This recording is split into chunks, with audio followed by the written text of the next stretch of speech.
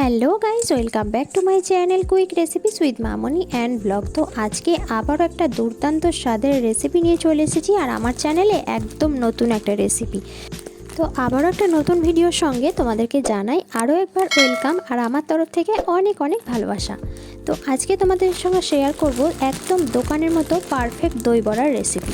তো দেখতেই পেলে প্রথমে দিয়ে দিলাম কড়াইয়ের মধ্যে জিরে, ধনে আর শুকনো লঙ্কা। তো এগুলো সামান্য একটুখানি ভেজে নেব।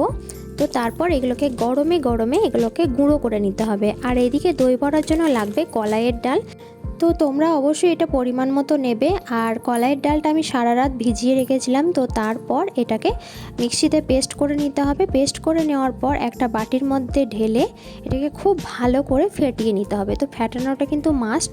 কিছুটা ফেটিয়ে নেওয়ার পর আমি দিয়ে দিলাম সামান্য পরিমাণ চিনি আর হাফ চা চামচ মতো গোটা জিরে। তো আবারও খুব ভালো করে ফেটিয়ে নেব। তো কিভাবে ফেটানো হয়েছে তোমরা বুঝবে। একটা বাটির মধ্যে জল নেবে, তার উপরে একটুখানি টোপ করে দিয়ে দেবে। তো দেখতে পাচ্ছ কেমন ভেসে উঠেছে, তাহলেই এটা ফেটানো কমপ্লিট।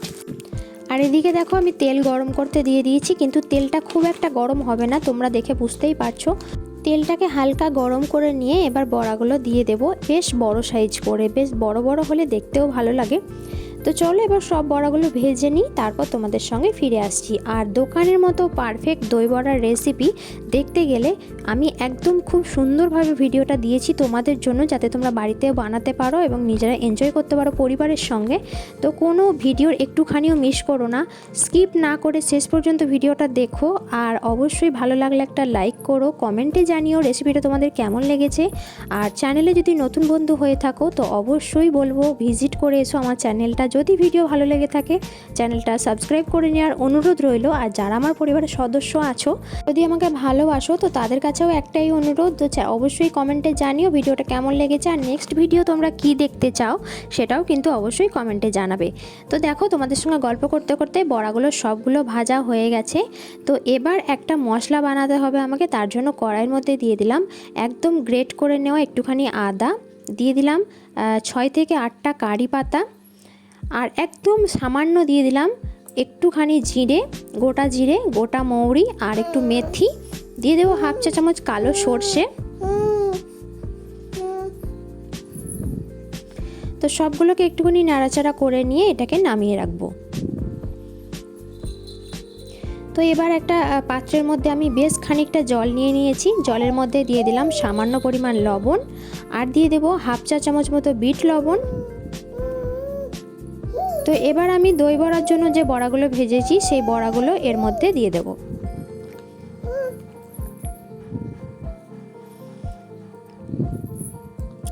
তো বড়াগুলো দিয়ে খুব ভালো করে একটু চেপে চেপে দেব, যাতে জলটা ভালো করে শুষে নেয়।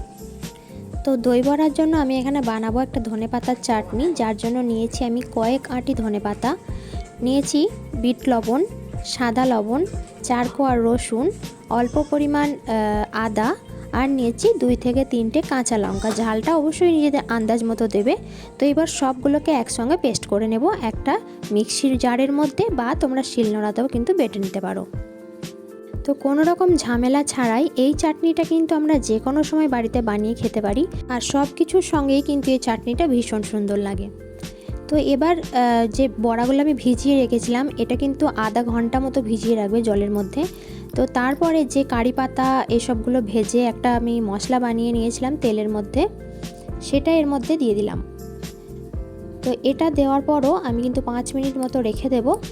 আর এদিকে আমি আরও একটা চাটনি বানাবো, যেটা হচ্ছে তেঁতুলের চাটনি, যার জন্য কড়াইয়ের মধ্যে দিয়ে দিয়েছিলাম 2 চামচ মতো সাদা তেল। তারপরে বেশ খানিকটা তেঁতুল নিয়ে আমি তেঁতুলের পাল্পটা বের করে রেখেছি। তো এবার দিয়ে দিলাম সামান্য পরিমাণ হলুদের গুঁড়ো। তো গ্যাসের ফ্লেমটা কিন্তু একদম লো টু মিডিয়ামে রেখে এটাকে বানাবে। তো এবার আমি অ্যাড করব চিনি। তো খুব একটা মিষ্টি মিষ্টিও ভালো লাগে না, টক ঝাল মিষ্টি হলেই বেশি ভালো লাগে। তো আমি এখানে 3 থেকে 4 চামচ মতো অ্যাড করেছি চিনি। তো এবার যেটা দেব সেটা হচ্ছে গোটা ধনে, গোটা জিরে আর শুকনো লঙ্কা দিয়ে কাঠকলাই ভেজে গুঁড়ো করে রেখেছিলাম। তো সেটাই এখানে হাফ চামচ মতো দিয়ে দিলাম। এবার ঠান্ডা হয়ে গেলে নামিয়ে নেব। তো এবার দই বড়ার জন্য এখানে নিয়েছি আমি 250 মতো টক দই। তো দইটা যদি খুব শক্ত থাকে তো সামান্য পরিমাণ জল এখানে অ্যাড করতে পারো, বা হালকা একটুখানি বরফ তোমরা অ্যাড করতে পারো। যদি গ্রীষ্মকাল হয় তো একটু বরফ দেবে, খেতে ভীষণ সুন্দর লাগে। আমরা যেহেতু একটু ঠান্ডা ঠান্ডা ওয়েদারে বানিয়েছিলাম, ভিডিওটা তোমাদেরকে আমি পরে এডিট করে দিচ্ছি, তো সেই জন্য আমি বরফ অ্যাড করিনি। তো এখানে দেখতে পেলে দইটা একদম ফেটিয়ে নিয়েছি খুব সুন্দরভাবে। তো দিয়ে দিলাম সামান্য পরিমাণ চিনি আর সামান্য পরিমাণ বিট লবণ।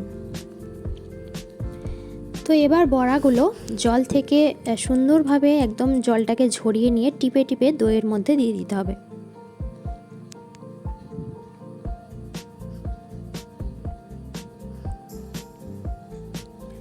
তো এই দই বড়াটা খেতে জাস্ট অসাধারণ লাগে। যারা দই বড়া খেতে ভালোবাসো তাদের কাছে তো মানে একদম অমৃত, আর যারা ভালোবাসো না তারাও একবার বানিয়ে দেখো, মানে এটা ছাড়া আর অন্য কিছু ভালো লাগবেই না।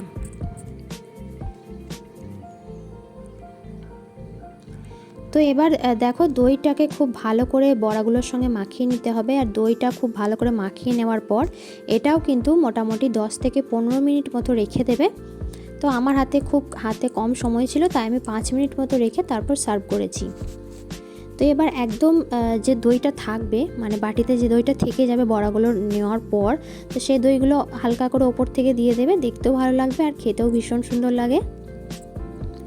তো এবার আমি গার্নিশিংয়ের পালা। তো এবার আমি দিয়ে দেব যে তেঁতুলের আমি চাটনিটা বানিয়েছিলাম, তো সেটা এখানে দিয়ে দিচ্ছি খুব সুন্দরভাবে, যেভাবে দোকানে মানে দিয়ে থাকে। তো এবার দিয়ে দিলাম ধনেপাতার চাটনিটা।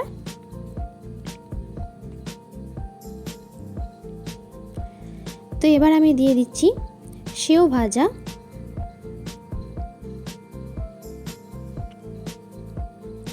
তো দেখো এখনই কত সুন্দর লাগছে।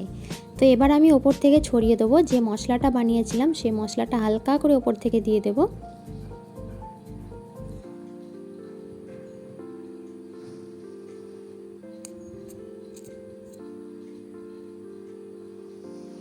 তো দেখো একদম পুরো দোকানের মতো পারফেক্ট দই বড়া। তো দেখেই আমার এখনই জিভে জল এসে যাচ্ছে। তো যারা বানাওনি বা দই বড়া যারা আগে কোনো দিন খাওনি তাদের বলবো একবার বানিয়ে দেখো, যদি ভালো না লেগে থাকে তো অবশ্যই আমার কমেন্ট সেকশনে এসে কমেন্ট করো যে ভালো লাগেনি। তো আমি কথা দিলাম যে খায় না সে তো খাবেই, আর যে খায় সে মানে ভাগ কাউকে দেবে না।